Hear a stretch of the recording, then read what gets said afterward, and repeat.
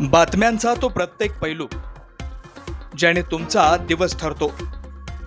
गावागावातील ती प्रत्येक बातमी ज्याने तुमच्या भावना जोडल्या आहेत. बातम्यांच्या सुरुवातीपासून तर शेवटपर्यंतचा प्रवास.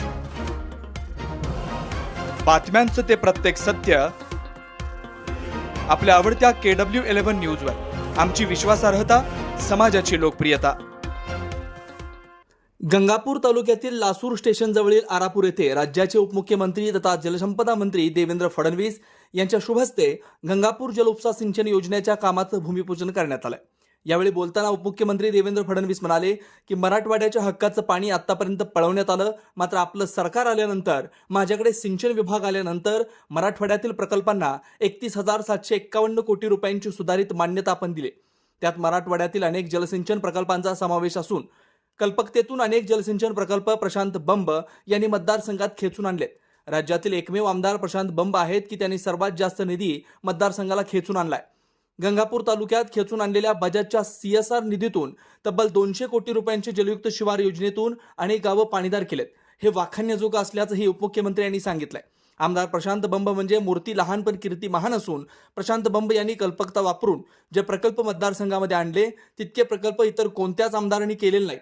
गंगापूर जल उपसा सिंचन योजना गंगापूर तालुक्यासाठी ऐतिहासिक क्षण असून हजारो शेतकऱ्यांची स्वप्नपूर्ती होणार असून या योजनेमुळे गंगापूर तालुक्यातील 40 गावांमधील 30,000 एकर जमीन सिंचनाखाली येणार असून शेतकऱ्यांना यामुळे फायदा होईल असंही फडणवीस म्हणाले.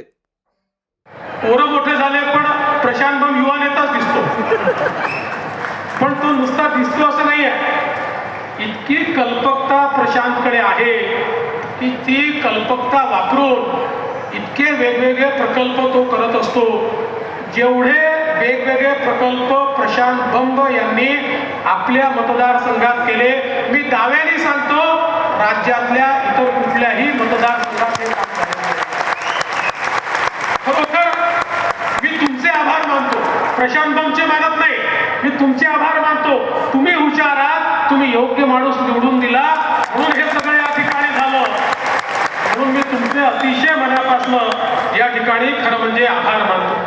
बघा असं आहे की आता या ठिकाणी मोठ्या प्रमाणात आपण वेगवेगळ्या वस्तूंचं वाटप करतोय. आज आमच्या माता भगिनी देखील एवढ्या मोठ्या प्रमाणात या ठिकाणी उपस्थित आहेत. आपण आता नवीन महिला धोरण त्या ठिकाणी जाहीर केलं आहे आणि या नवीन महिला धोरणामध्ये एकीकडे माता भगिनींच्या हाताला रोजगार मिळाला पाहिजे या दृष्टीने मोठ्या प्रमाणात आपण त्या ठिकाणी वेगवेगळ्या योजना हातामध्ये घेतलेल्या आहेत आणि आमच्या माता भगिनींना STच्या प्रवासामध्ये 50% सूट तर आपण दिलीच आहे, पण त्यासोबत आता घरामध्ये मुलगी जन्माला आली तर लेक लाडकी योजनेमुळे ज्या घरी मुलगी जन्माला येईल ते घर लखपती होणार आहे. त्या मुलीला 1,00,000 रुपये 18व्या वर्षी मिळणार आहेत. अशा प्रकारची व्यवस्था देखील आपण या ठिकाणी केली आहे. खरं म्हणजे आता तुमचं सरकार आलंय. मागचं जे सरकार होतं 2.5 वर्ष जलयुक्त शिवारच्या पाठीत खंजीर खुपसला, मराठवाडा वॉटर ग्रीडच्या पाठीत खंजीर खुपसला, समृद्धीच्या पाठीत खंजीर खुपसला. प्रत्येकाच्या पाठीत खंजीर खुपसण्याचं काम हे त्या सरकारने या ठिकाणी केलं. आपण त्या ठिकाणी 43,000 हेक्टरला लाभ मिळेल अशी योजना तयार केली. निम्न दुधना प्रकल्प आहे, त्याच्यामध्ये जालना जिल्ह्यातील परतूर आणि मंठा या 2 गावांमध्ये आणि परभणी जिल्ह्यातील सेलू, मानवत, जिंतूर, परभणी या 4 तालुक्यात 116 गावांना 34,438 हेक्टर सिंचनाचा लाभ मिळेल अशा प्रकारची व्यवस्था ही त्या ठिकाणी आपण उभी केली. आणि एकूण जर 1.5 वर्षाचा हिशोब लावला, केवळ या 1.5 वर्षाचं, मागच्या 5 वर्षाचं सांगत नाही, माझ्याकडे सिंचन विभाग आल्यानंतर गेल्या 1.5 वर्षामध्ये मराठवाड्यातल्या प्रकल्पांना 31,751 कोटी रुपयाची सुधारित मान्यता आपण त्या ठिकाणी दिली.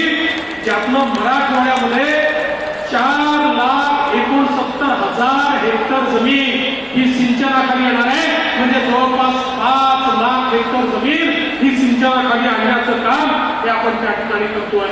आणि एवढंच नाही तर द्यायचा नाही अशा प्रकारचा निर्धार हा आपण त्या ठिकाणी केला आणि त्यातनं मोठ्या प्रमाणात काम सुरू झालं. आपल्याला आश्चर्य वाटेल, आताही आपण मराठवाड्यामध्ये कॅबिनेटची बैठक घेतली.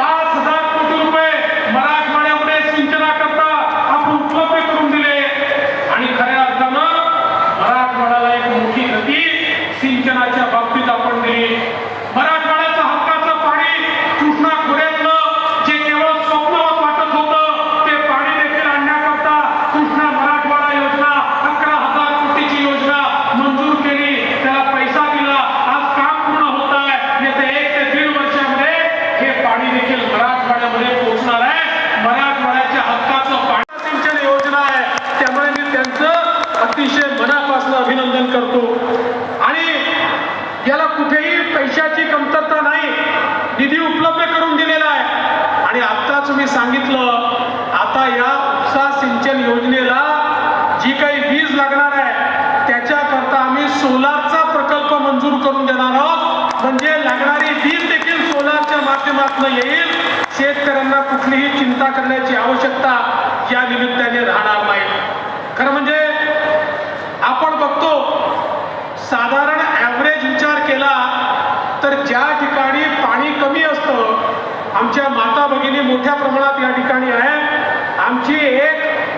आमची गृहिणी एका वर्षामध्ये 2.5 महिने पाणीच भरत असते. म्हणजे ती रोज जेवढं पाणी भरते याची एकत्रित बेरीज केली तर 2.5 महिने ती वर्षाला केवळ पाणी